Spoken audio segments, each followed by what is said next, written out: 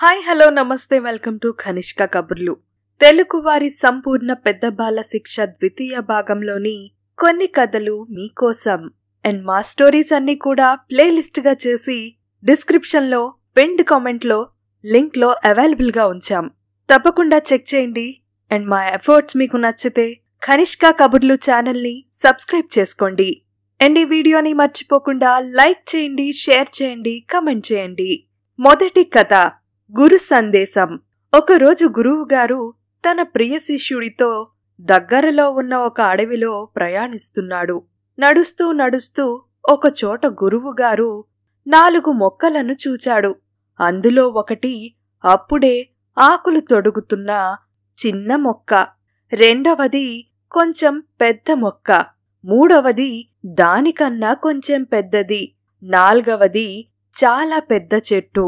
గురువుగారు తన శిష్యుణ్ణి పిలిచి మొదటి మొక్కను చూపుతూ దానిని లాగేయమన్నాడు.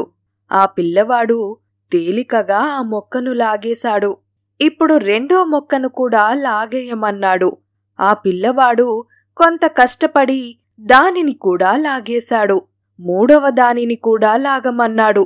తన శక్తినంతా ఉపయోగించి కష్టంతో దాన్ని చాలాసేపటికి లాగేశాడు. బాగా ఎదిగిన చెట్టును చూపుతూ ఇప్పుడు దీన్ని లాగేయడానికి ప్రయత్నించమన్నాడు. ఆ పిల్లవాడు చెట్టు చుట్టూ 2 చేతులు వేసి ప్రయత్నించినా చెట్టును కదిలించలేకపోయాడు. అయినా గురువు మాటను కాదనలేక ప్రయత్నం చేస్తున్నాడు. గురువుగారు శిష్యునితో ఇలా అన్నాడు, చూడు నాయనా, ఒక అలవాటు విషయంలో కూడా ఇలాగే జరుగుతుంది. చెడు అలవాటు పాతపడిపోతే వాటిని మార్చుకోవడం చాలా కష్టం. మొక్కై వంగనిది మానై వంగునా అన్న సామెతలాగా ఉంటుంది. ఈ విధంగానే ఎంత ప్రయత్నించినా ఆ అలవాటు మనల్ని వదిలిపోదు అన్నాడు గురువుగారు. ఆ మాటలు విన్న శిష్యుడు ఎంతో సంతోషించాడు. రెండవ కథ పావురాల తెలివి. ఒక అడవిలో చెట్టుపైన చాలా పావురాలు నివసిస్తూ ఉండేవి. కాని ఒకటితో ఒకటి గొడవపడి ఐకమత్యంగా ఉండేవి కావు. ఇవి ఒక్కొక్కటి వేరువేరుగా ఎగురుతూ ఉండేవి. అదే అడవిలో ఒక గ్రద్ద ఉంది. అది తరచూ పావురాలను పట్టి తినేది. రోజురోజుకి తగ్గిపోతున్న పావురాల సంఖ్య పావురాలలో కంగారు, భయం పుట్టుకుంది.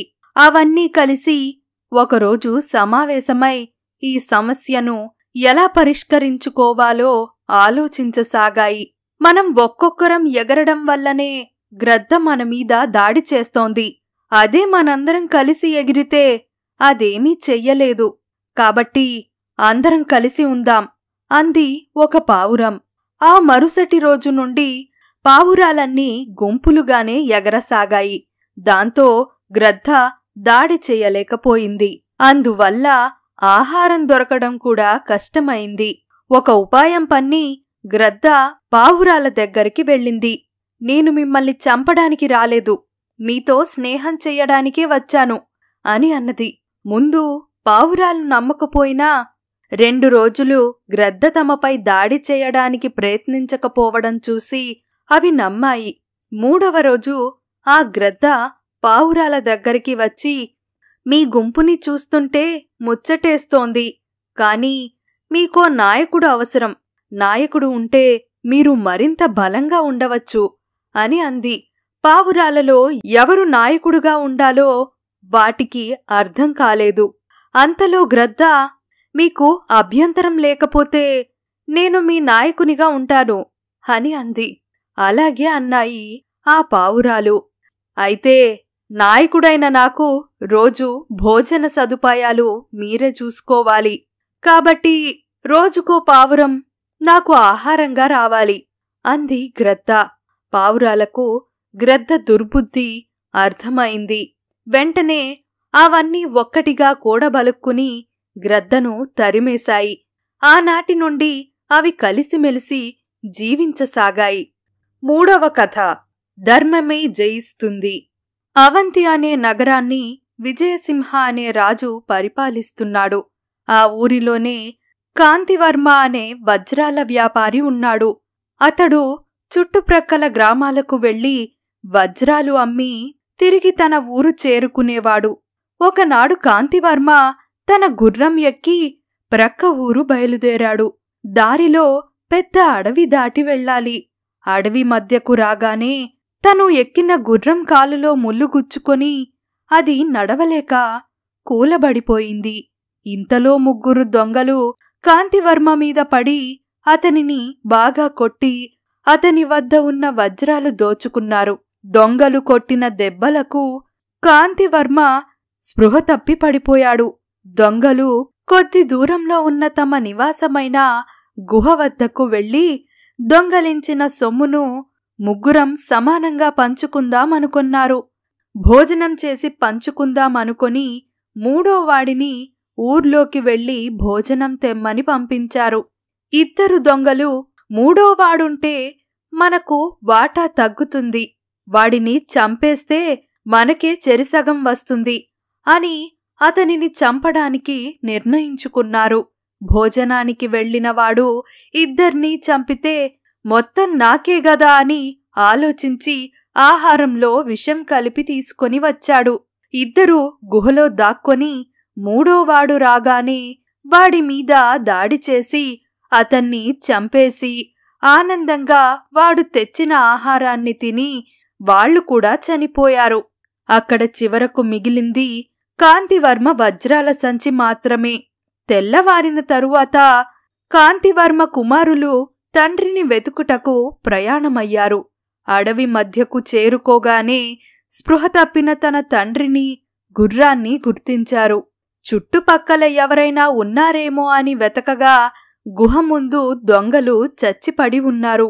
వారి ప్రక్కనే తన తండ్రిగారి వజ్రాల మూట అక్కడే ఉన్నవి. ఆ వజ్రాలతో తండ్రిని, గుర్రాన్ని తీసుకొని ఇంటికి వచ్చారు. చివరకు ఎవరి కష్టార్జితం వారి వద్దకే చేరింది.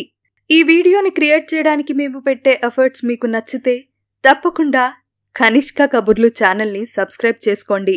అండ్ మర్చిపోకుండా లైక్ చేయండి, షేర్ చేయండి, కమెంట్ చేయండి. మీరు చేసే ప్రతి లైక్, ప్రతి కమెంట్ మాకు వీడియోస్ చేయడానికి ఎంతో మోటివేషన్ని ఇస్తాయి. 4వ కథ, ఆత్మరక్షణ మరువరాదు. ఒక గ్రామ పరిసరాల్లో ఒక నల్ల త్రాచు ఉండేది. ఎంతోమంది దాని కాటుకు బలై ప్రాణాలు విడిచారు. పాము భయంతో చిన్నపిల్లలు ఉన్న కుటుంబాలు ఆ ఊరును వదిలి వెళ్లిపోయారు. నల్లత్రాచు వల్ల ఆ ఊరిలో అభద్రతాభావం పెరిగిపోయింది. ఒకరోజు ఒక సాధువు ఆ గ్రామం వచ్చాడు. ప్రజలలో ఉన్న నల్లత్రాచు భయాన్ని తెలుసుకుని జాలిపడ్డాడు. వారికి సహాయం చెయ్యాలని నిర్ణయించుకున్నాడు. సాధువు పామును వెతుకుతూ దాని పుట్ట దగ్గరకు వెళ్లాడు. అడుగుల శబ్దం వినగానే పాము కోపంగా బుసకొడుతూ పుట్ట నుండి బయటకు వచ్చింది. కాటు వేయడానికి పడగ విప్పిన పాము ఆ సాధువు కళ్లల్లో కనిపిస్తున్న మహిమకు చప్పున పడగ దించేసుకుని చలనం లేనట్టు నిలబడిపోయింది. అప్పుడు పాముతో, నిష్కారణంగా మనుషులను కాటువేయడం న్యాయం కాదని, దానివల్ల నీవు చాలా పాపం మూట కట్టుకుంటున్నావని పాముకు బోధించాడు. సాధువు చెప్పిన మాటలతో పాములో చాలా మార్పు వచ్చింది. ఇక ముందు ఎవ్వరినీ కాటువేయనని సాధువుకు మాట ఇచ్చింది ఆ పాము. ఇక పాముతో భయం లేదని ఆ ఊరి ప్రజలతో చెప్పి అక్కడ కొన్ని రోజులు ఉండి సాధువు వెళ్ళిపోయాడు. 1 నెల తరువాత తిరిగి సాధువు ఆ ఊరికి రావడం జరిగింది.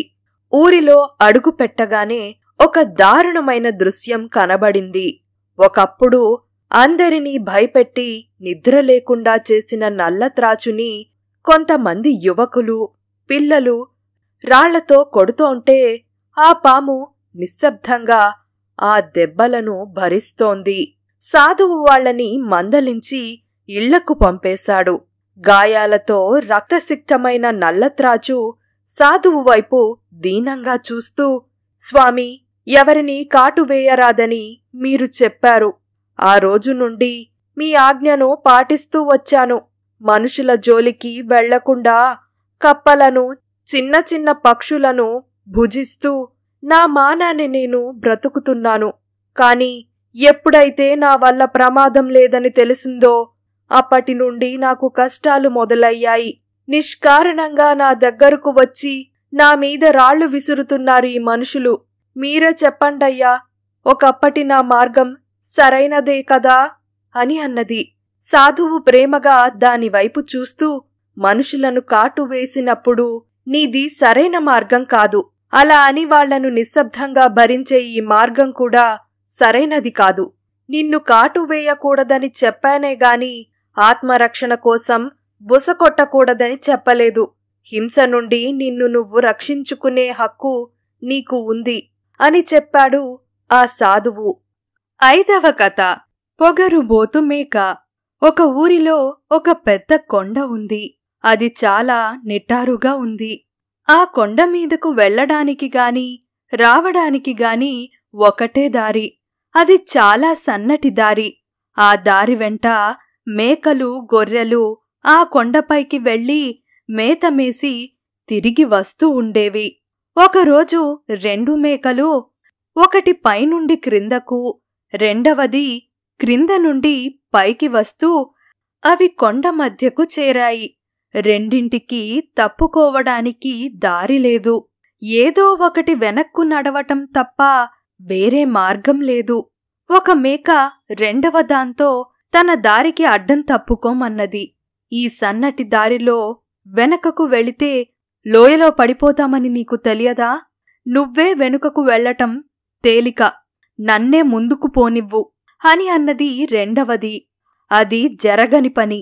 నీకు క్రిందకు వెళ్లటం ఎంత ప్రమాదమో నాకు వెనుకకు పైకి పోవడం కూడా అంతే ప్రమాదం అంది మొదటి మేక. ఒక పని చెయ్యి, ఈ దారిలో నువ్వు నేలకు వదిగి పడుకో. నేను నీ మీద నుంచి దాటి వెళ్తాను. అంతకు తప్ప వేరే మార్గం లేదు అన్నది రెండవ మేక. నేను చస్తే ఆ పని చెయ్యను. నీవు నా మీద నుంచి వెళితే నా శవం మీద నుంచి వెళ్ళినట్టే అన్నది ఆవేశంగా మొదటి మేక. ఆ విధంగా ఆ రెండింటికి మాటామాటా పెరిగింది. అయితే పోట్లాట మొదలైంది. ఒకదాన్నొకటి నెట్టుకున్నాయి. చివరకు 2 మేకలు కొండపైనుండి క్రిందపడి ప్రాణాలు పోగొట్టుకున్నాయి. ఇవండి ఈనాటి స్టోరీస్. మా స్టోరీస్ మీకు నచ్చితే తప్పకుండా కనిష్క కబుర్లు ఛానల్ని సబ్స్క్రైబ్ చేసుకోండి. మర్చిపోకుండా లైక్ చేయండి, షేర్ చేయండి, కమెంట్ చేయండి. అండ్ డిస్క్రిప్షన్ బాక్స్లో మిగిలిన స్టోరీస్ అన్నిటికీ సంబంధించిన ప్లేలిస్ట్ని అవైలబుల్గా ఉంచుతున్నాం. తప్పకుండా చెక్ చేయండి. Thank you.